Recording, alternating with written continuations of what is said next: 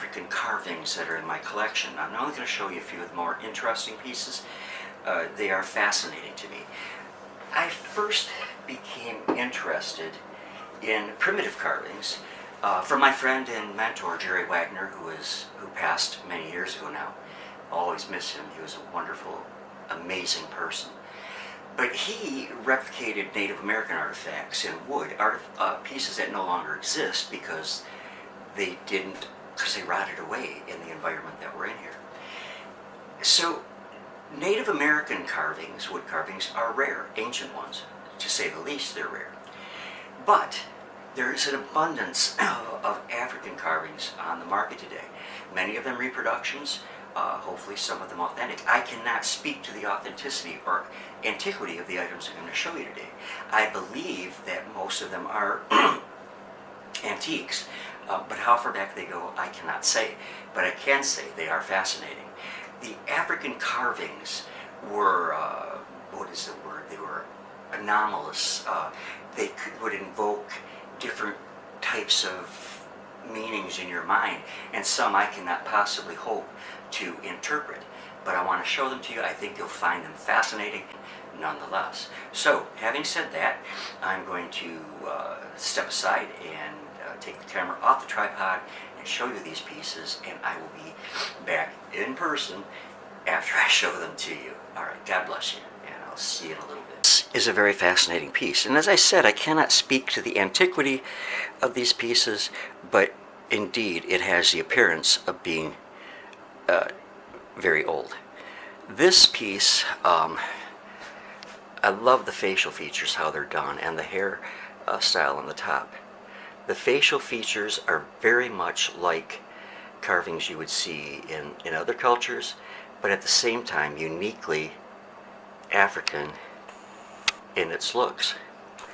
Now, as you pan down on this piece, you'll see that it is in a sort of squatting position, and the one arm at some point was broken here, and yet it was carved to a point.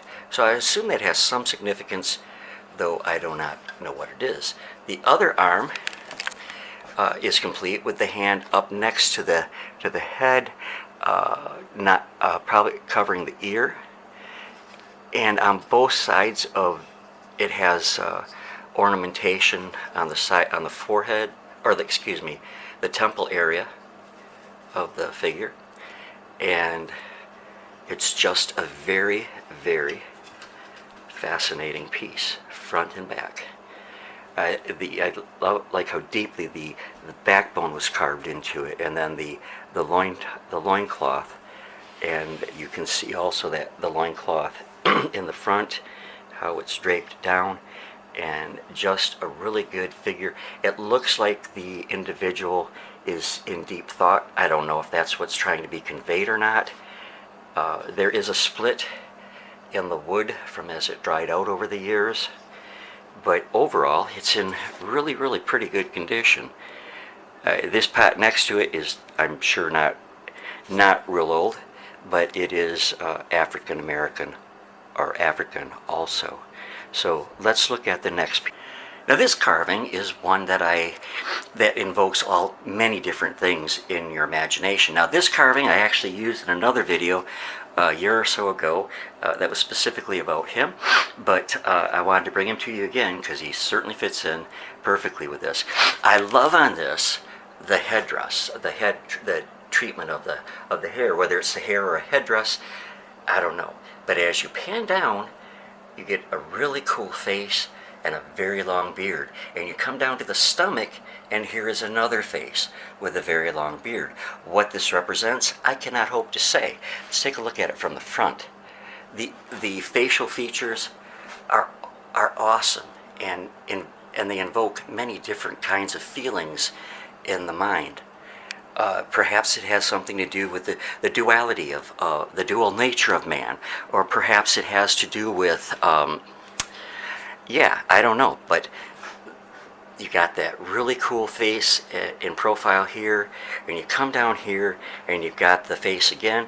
The hands are firmly planted on the rear end, and it's just a really, really cool piece. Now, I noticed on the beard here, it has, and I'm not saying that it has an Egyptian influence, but it has that pattern that the pharaohs had on in ancient Egyptian carvings and such that we see. So it is a really, really unique piece. And just, again, if you have any comments or any suggestions as to the meaning behind this, I'd really appreciate hearing. It is one of my favorites. Now, this little carving is quite obviously a female. How do you tell? Well, I don't have to explain that, do I? Again, though, I like the headdress. This is some kind of that's not the hair, that is a headdress, a very unique headdress. And the facial features are very, just so interesting. There is actually on each cheek some kind of ornamentation. And then as you pan down, you see the, and on the front of the garment that she is wearing, you'll notice there is a little like knob there with some kind of rays or lines coming off from it. Feet planted firmly on the ground, arms straight to the side. On the back, you can see, I believe this is the hair protruding from out beneath the headpiece, and the buttocks is quite profound. Just a really, really, again, a fascinating piece. What tribal affiliation this or any of the others are from, at this point, I do not know, but if you have some knowledge of that, please feel free to share that with me, because I'd love to learn more about these wonderful carvings. All right, now this one is a little difficult to show because I built it into a display box, but this is I believe a fertility figure. Boy, I wish I could get rid of the reflection so you could see that better.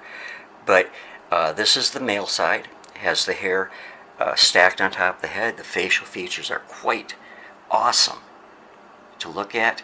As you pan down, you'll see it is somewhat deteriorated, I believe from age. The hands are not real well formed, but they are on the belly.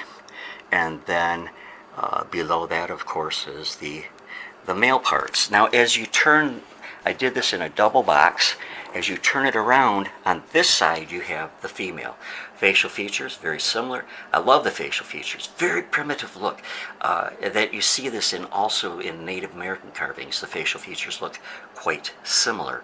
As you pan down, of course, the breasts are missing. This has some damage to it on this side.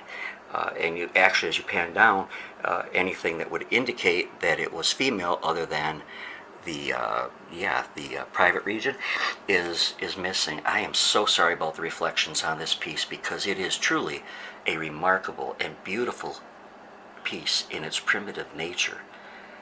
So now I say it's a fertility piece, and I say that because obviously the two pieces are the sexual parts are, well displayed, if you will, on both sides. And the only thing I can think of to portray them this way is a duality of sexuality, since they are both, on one figure. Or, again, there are so many interpretations that you could give to a carving like this, but there is no doubt in my mind it's a fertility figure carving, because normally, from what I've seen, the genitals would not be shown unless they're covered in other carvings like the other ones that I've shown you here. Let me know what you think, please.